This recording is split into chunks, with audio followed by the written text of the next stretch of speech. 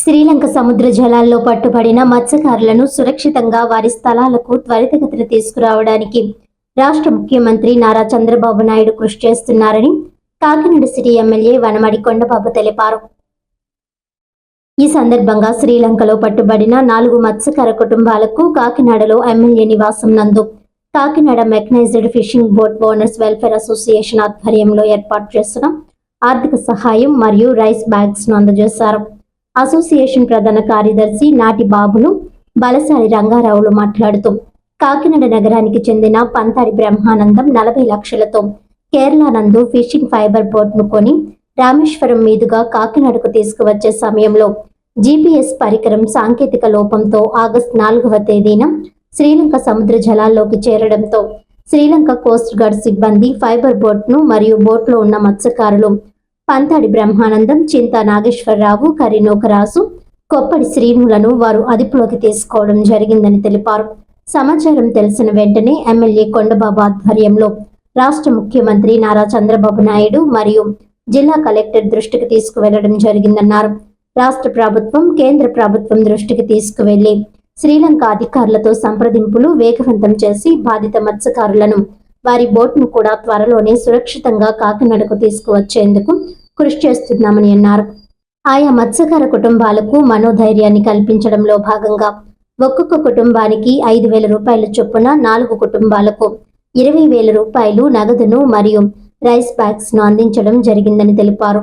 ఈ కార్యక్రమంలో అసోసియేషన్ అధ్యక్షుడు సంగాని నాగేశ్వరరావు, ఉపాధ్యక్షుడు మల్లాడి రాసు తదితరులు పాల్గొన్నారు.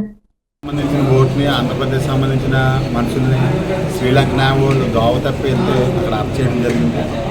దేశంగాని దేశంలో వాళ్ళందరూ నలుగురు కూడా కొంత దూరంగా ఉండడం, అదేవిధంగా ₹1 సంబంధించిన ఆస్తి ఆ దేశంలో ఉండడం చాలా బాధాకరమైన విషయం. గవర్నమెంట్ వారు కూడా శ్రద్ధ వహించి బోట్ని మనుషులను కూడా తీసుకొస్తే ప్రసన్నంగా అందరం. అదేవిధంగా మొన్న సంబంధిత ఎమ్మెల్యే గారు గవర్నమెంట్ ద్వారా 20,000 రూపాయలు బియ్యం కూడా ఇప్పించారు. మమ్మల్ని కూడా ప్రోత్సహించి కాకినాడ బోటం రాసేసిన జరుగుతుంది. మనిషికి ఒక 5,000 రూపాయలు, ఒక 25 కేజీలు బియ్యం చెప్పిన మేము ఇవ్వడం జరిగింది. మేము రిక్వెస్ట్ చేసేది ఏంటంటే తెలుసో తెలియకో మేము దోవ తప్పి వెళ్ళినా బాలకులందరూ ఇది గుర్తుంచుకుంటే వ్యాధి ప్రశ్రమేళను మమ్మల్ని నేర్పించి పైగా తొందరగా తీసుకొస్తే మత్స్యకారులు మేము మా బాబు మేము చూసుకుంటామని ఈ మీడియా ద్వారా మేము కోరుకుంటున్నాం.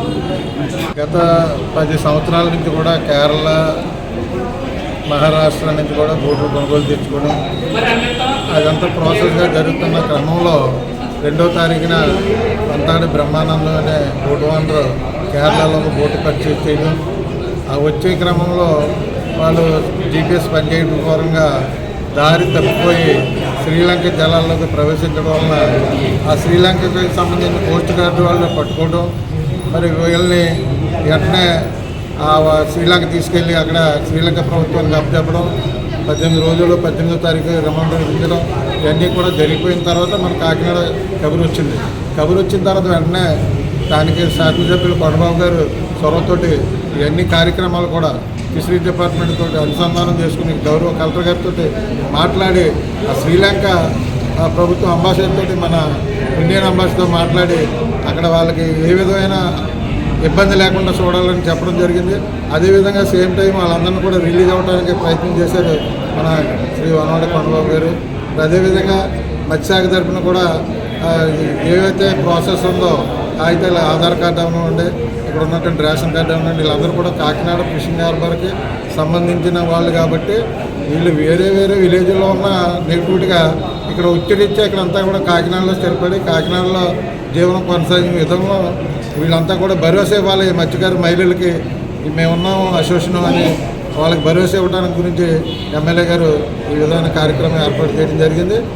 డిపార్ట్మెంట్ ద్వారా గౌరవ ముఖ్యమంత్రి గారు కూడా ఎమ్మెల్యే గారు మాట్లాడటం, అదేవిధంగా అక్కడ శ్రీలంక ప్రభుత్వంతో కూడా కలెక్టర్ గారు మాట్లాడటం, మన గౌరవ కమిషనర్ వెంటనే దీని మీద ప్రాసెస్ మొదలుపెట్టి సెక్రటరీ కూడా దీని మీద రిలీజ్కి ఆర్డర్ గురించి ప్రయత్నాలు కూడా జరగడం జరుగుతుంది.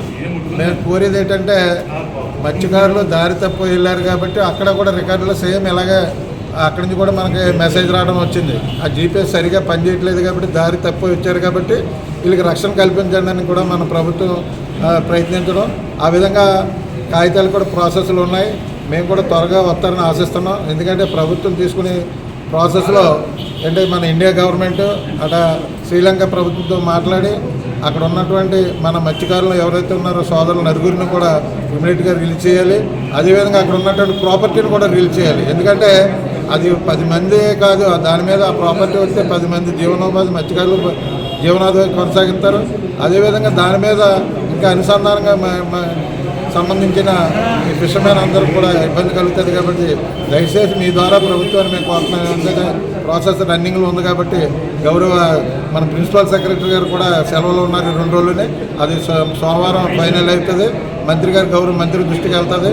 మన మత్స్యశాఖ మంత్రి గారు అచ్చెన్నాయుడు దగ్గరికి వెళ్ళిన వెంటనే అచ్చెన్నాయుడు గారితో కూడా మాట్లాడడం జరిగింది. కాకినాడ సిటీ శాసనసభ్యులు కొండబాబు గారు ఆ వెళ్ళిన వెంటనే అది ప్రాసెస్ స్టార్ట్ అయిన వెంటనే అవసరమైతే ఢిల్లీ కూడా మన అసోసియేషన్ తరఫున కానీ లేకపోతే మాలాంటి నాయకులు 2-3 కూడా కలిసి ఢిల్లీ వెళ్ళి కూడా దీనికి పరిష్కారం చూసే మార్గం చేస్తామని ద్వారా తెలియపరుస్తున్నాం.